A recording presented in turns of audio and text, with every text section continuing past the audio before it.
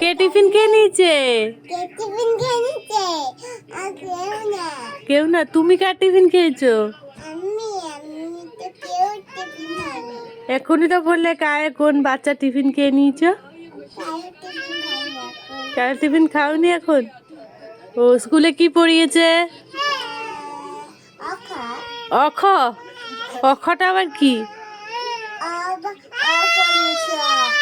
আর একটা কবিতা বলো তাহলে।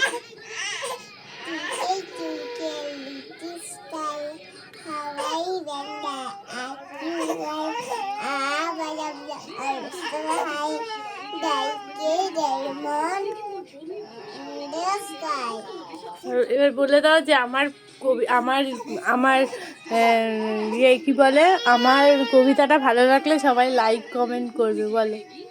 আমার কবিতা ভালো লাগলে লাইক কমেন্ট করবে। তারপরে কেমন করে একটু পোস্ট দাও।